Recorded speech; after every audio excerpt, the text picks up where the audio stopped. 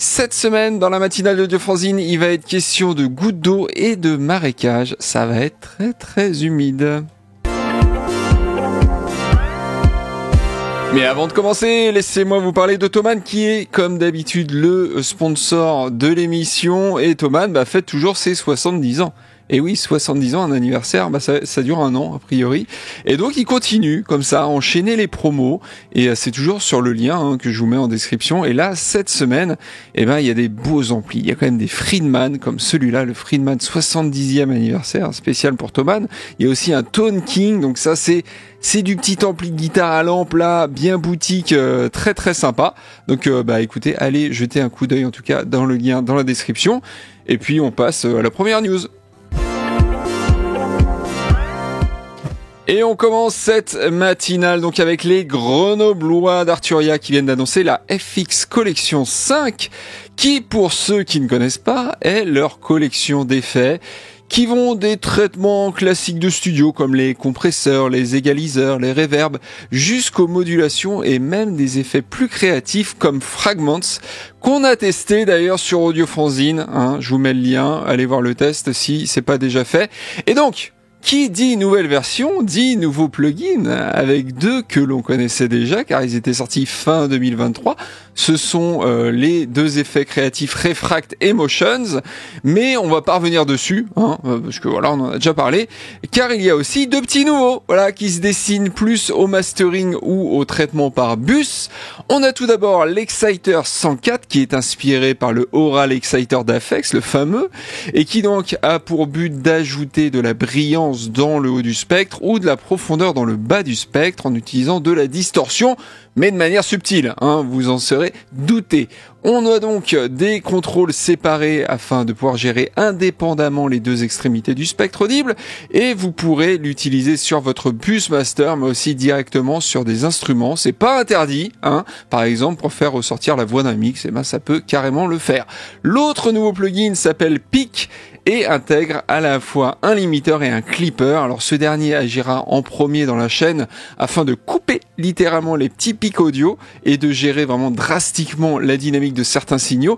Et le limiteur agira ensuite afin de contrôler aussi la dynamique mais aussi de maintenir un niveau sonore à une certaine valeur. On pourra, suivant les réglages, avoir un résultat plutôt transparent ou plutôt agressif.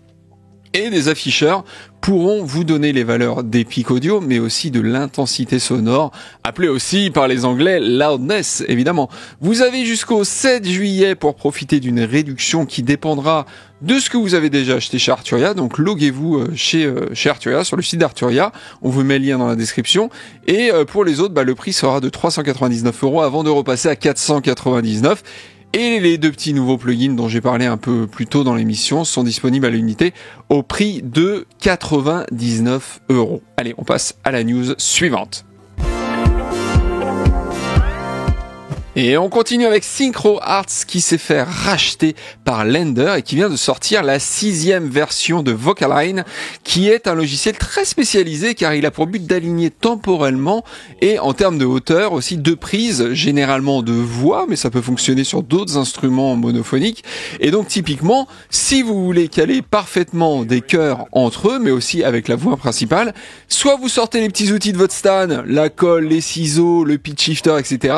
mais ça va vous prendre du temps et de l'énergie, soit vous utilisez ce logiciel afin d'obtenir un meilleur résultat dans des délais plus courts. C'est assez bien fait, on peut vraiment placer des points de synchro, traiter par groupe, ajuster l'intensité du traitement, entre autres. J'utilise personnellement Revoice Pro qui est la version un peu plus haut de gamme, on va dire, de l'éditeur et ça marche vraiment très bien. D'ailleurs, allez voir mon test qui date un peu mais qui est toujours d'actualité.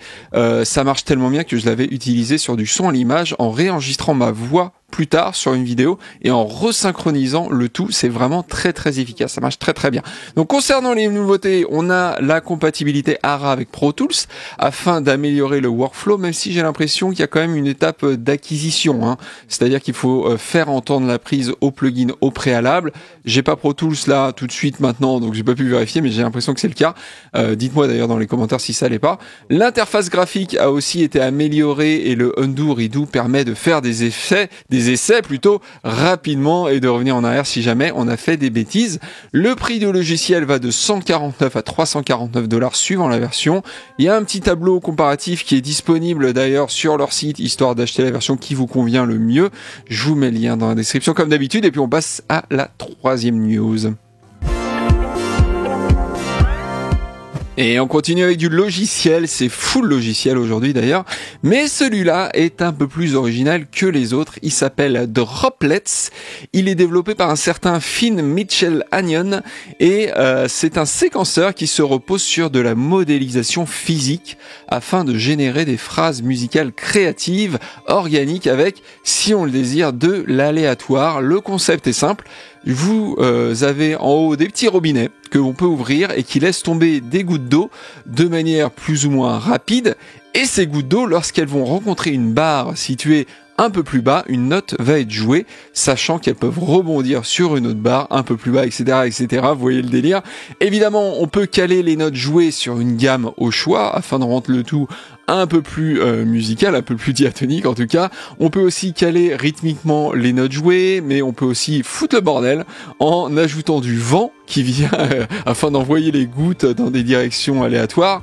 On peut changer la gravité aussi afin de découvrir de nouveaux patterns ou tout simplement ajouter de l'aléatoire dans la génération de gouttes. Le plugin intègre aussi un moteur de synthèse qui fait de la FM, du sampling, de la synthèse additive et soustractive et possède plusieurs effets et modulations et reste donc complètement autonome. Mais évidemment, vous pourrez aussi contrôler n'importe quoi avec, vu qu'il peut générer du MIDI, même du MIDI CC. Et en plus, il est compatible VST3 et Audio Unit, donc avec toutes les stands du marché. Je sais pas vous, mais moi, j'adore ce genre de petits plugins. C'est pas trop cher, ça coûte 20 $ et c'est inspirant, ça ouvre des nouvelles portes. Bref, c'est vraiment très cool et perso, je peux regarder des gouttes tomber pendant des heures. C'est très relaxant. Voilà, essayez chez vous. Allez, on passe à la dernière news.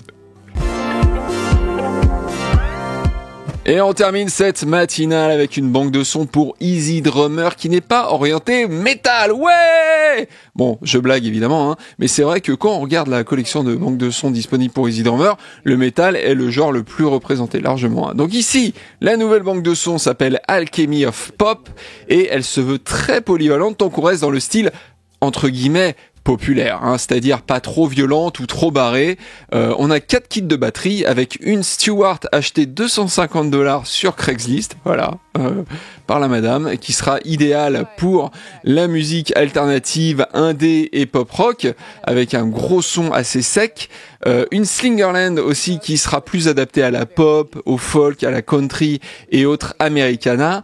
Une Ludwig qui se destinera plus au rock contemporain, au blues et à la pop. Et enfin une Rogers qui sera plus pour la soul, le R&B et le hip-hop.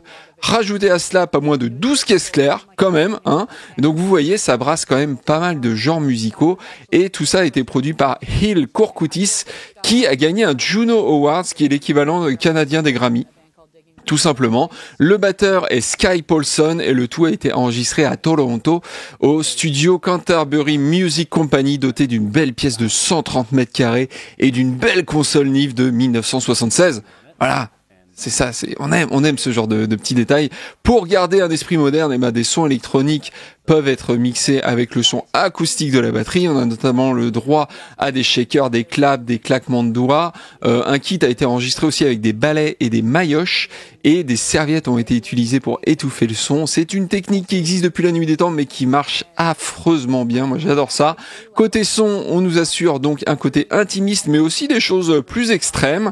Et côté groove, la banque MIDI proposera des beats joués bien au fond du temps, un peu marécageux. Comme ils disent, voilà, un beat peut être marécageux, sachez-le, voilà. Donc voilà, moi personnellement, il m'en faut pas plus pour me rendre heureux. Je suis comme ça, je suis quelqu'un de simple finalement. Et puis voilà, la matinale est terminée. Alors pour une fois, je l'ai pas enregistré en live sur Twitch et YouTube, car j'avais un impératif à 12h30 pile. Et ouais, c'est pas de chance, mais je vous donne quand même rendez-vous la semaine prochaine du coup pour un autre épisode. Passez un bon week-end, faites de la musique, ciao ciao.